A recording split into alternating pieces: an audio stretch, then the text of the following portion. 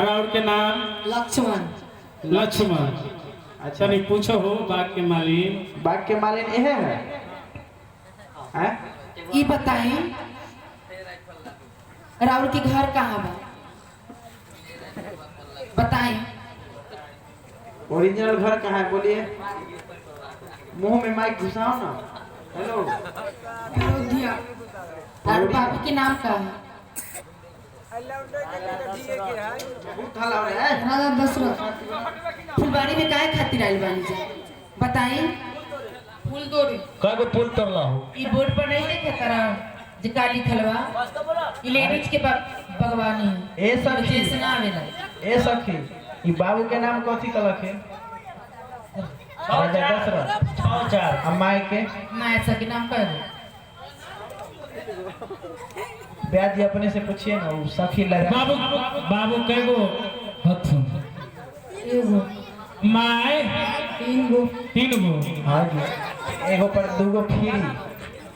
और के नाम का है? लक्ष्मण। मम्मी के बाबू कगो एगो माय तीन गो कौन कौन? कौशल्या सुमित्रा एगो हेमा मालिनी। अच्छा चलिए भगवान रामचंद्र जी के पिता जी एगो राजा दशरथ माई 3 गो कौशल्या सुमित्रा के कई हाँ बाग के मालिन पूछत हरी। बाप रे बाप ऐसा सुंदर रूप मन तक जे पटोरी ले जा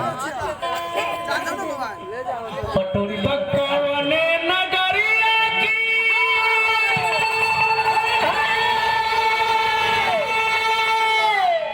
पानी धानु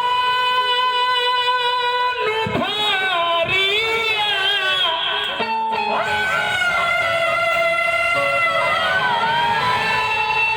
अरे कहाँ बात घरवा दुआरिया ये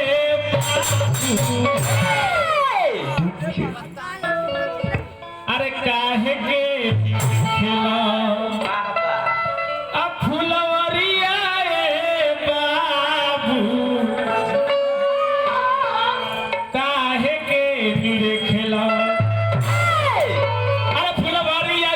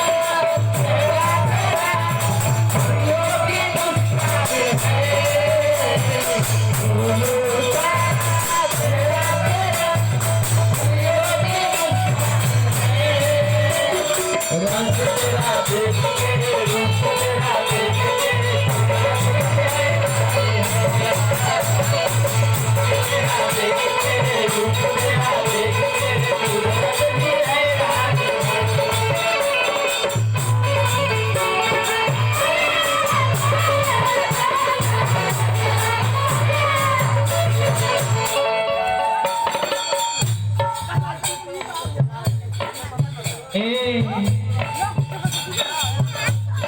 कौन राजा नवा के हाल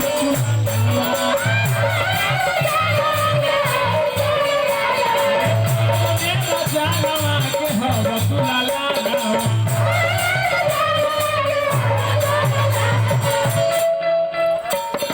कौन कारण आइल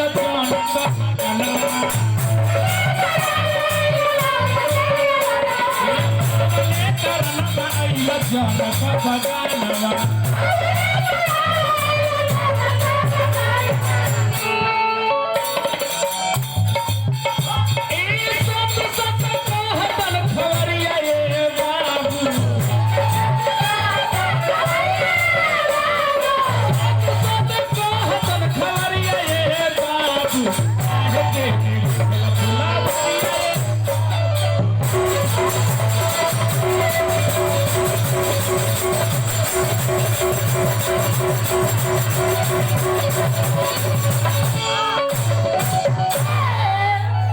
अब भगवान रामचंद्र जी लखन लाल जी बाग के मालिक से कहता रहे हाँ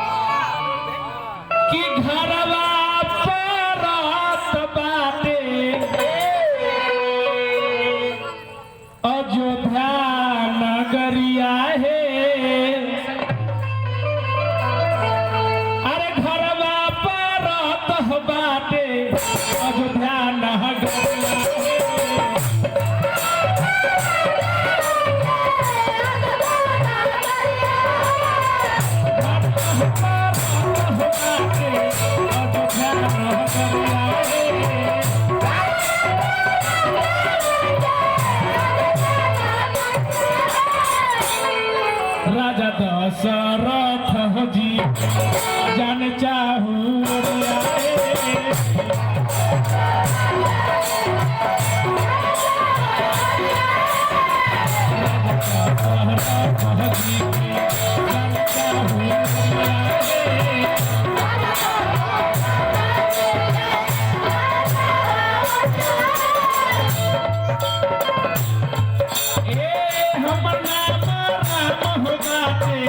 छोटला छुमनवा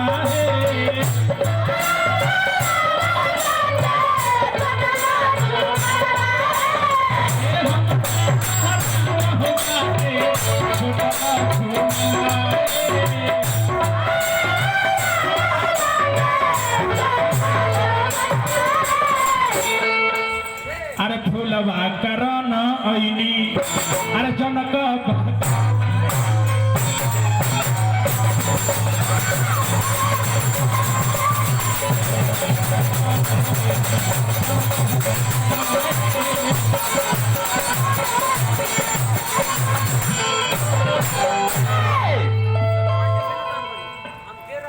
बाग के मालिन को हतरी कि ई कोमल कोमल शरीर है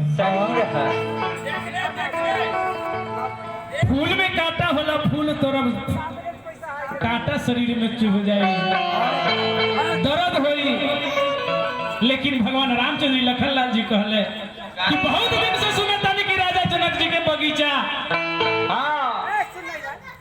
के नाम बहुत दिन से सुनत रहनी आज मन करता तनी घूमी बाग के मालिक कहले कि ठीक बा जा घूम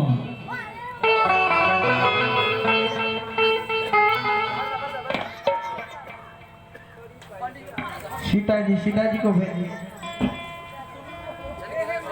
ठाकुर जी तुलसी वाला रामायण में चौपाई लिखो तनी किते ही अवसर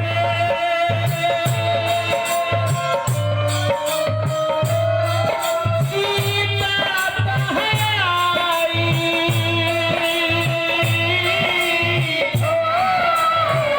गिरिजा पूजा जननी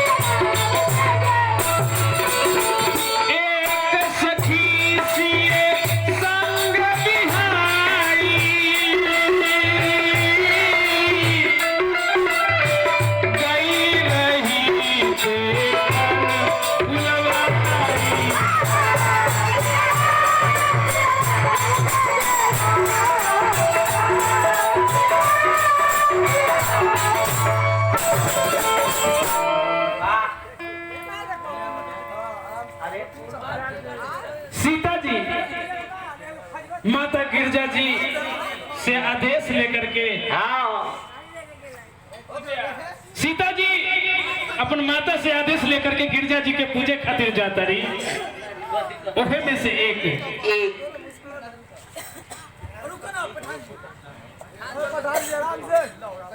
अशोक चौधरी सिमरा डॉक्टर साहब की तरफ से 51 रुपया के पुरस्कार नमस्कार व जगही के जय जयकार बा ओहे में से एक सखी बिछड़ के आ बगीचा में चल गई सन और वहां पर भगवान रामचंद्र जी लखनलाल जी के देखली आकर के सीता जी से कह तारी कि ये सीता अरे एक श्यामल एक गोर बदन के सखिया के कहत रे अरे एक श्यामल एक गोर बदन के अरे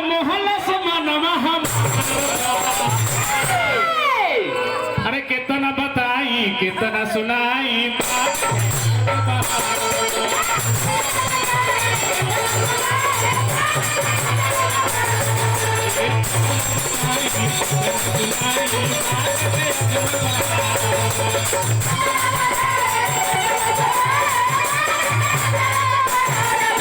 अरे होन देख सखिया रे होन देख सखिया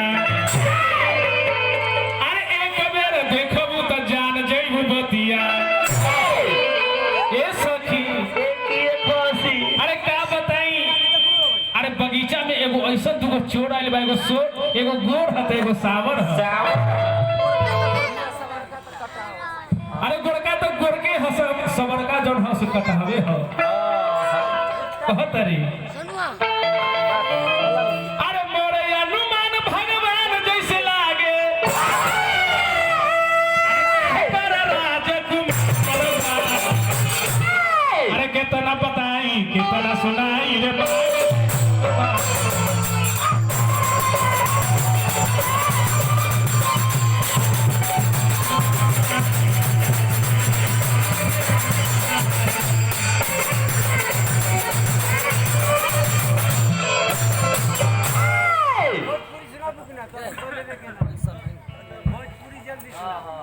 जल्दी सुनाबो भोजपुरी ना चलते अभी अभी ना पहले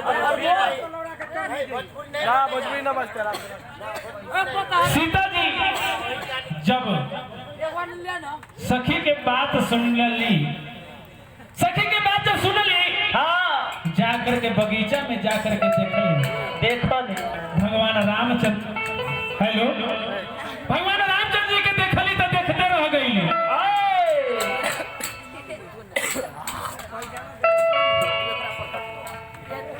तब फूलवरिए में हो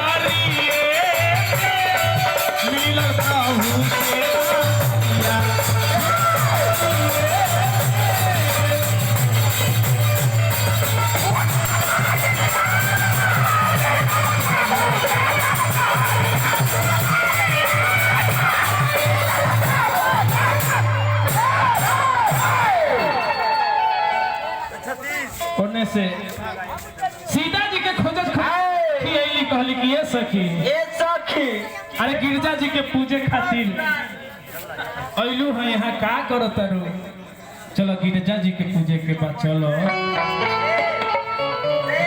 अरे गुड़केगा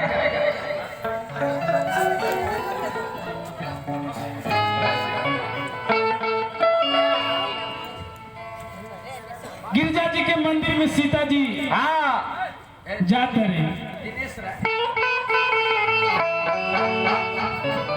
ये हमारे दिनेश राय यार जी का लखी टेम्पो ड्राइवर 10 रुपया दिए मैं इनको खंगार का पिया देती हूँ।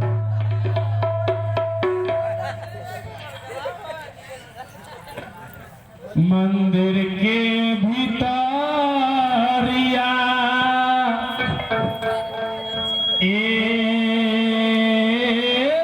सुकुमारिया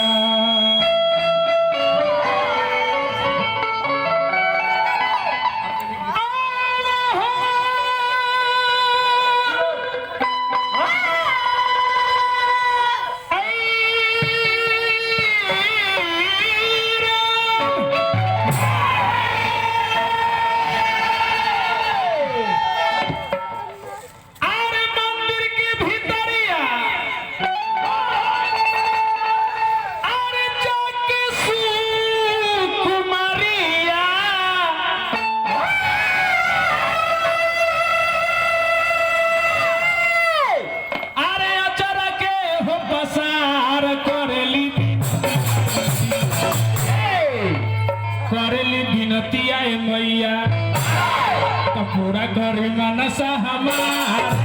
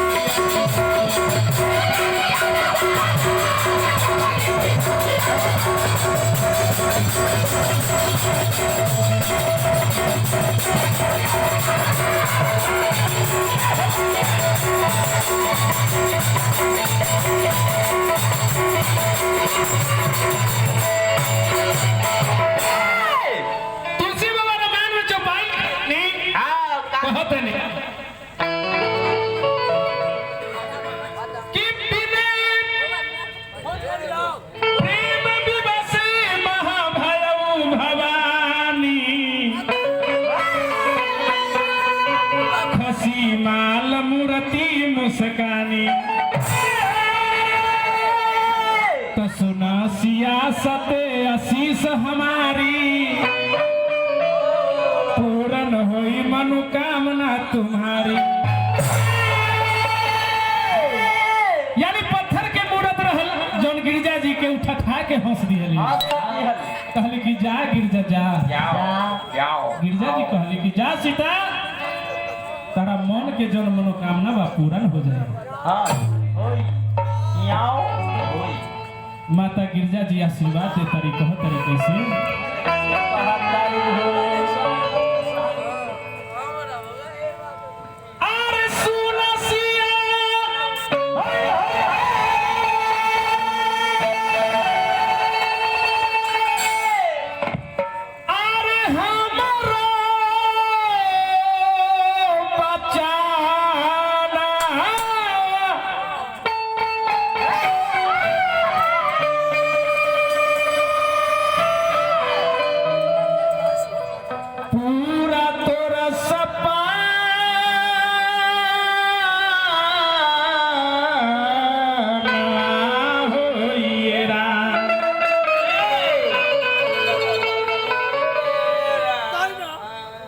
गई है अरविंद गुरु जी गाना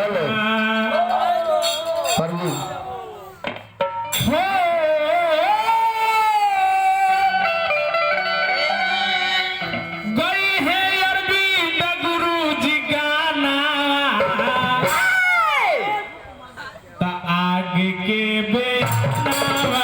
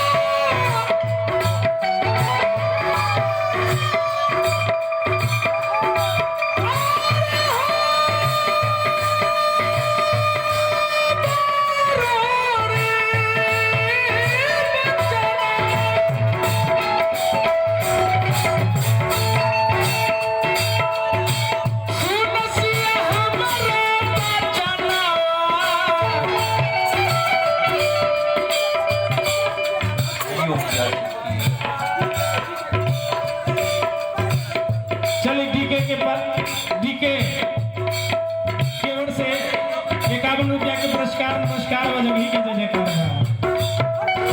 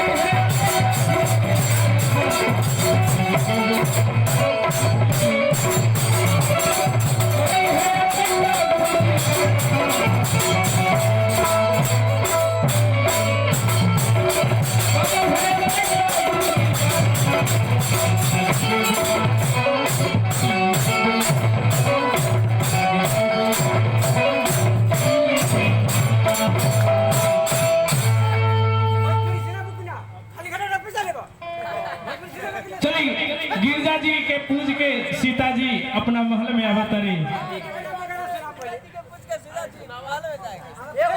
ये आगे हमारे रूप मात्रा के पतिदेव राजू जी की तरफ से 21 रुपया प्रदान की मैं अपनी ओर से शुक्रिया अदा करती हूँ।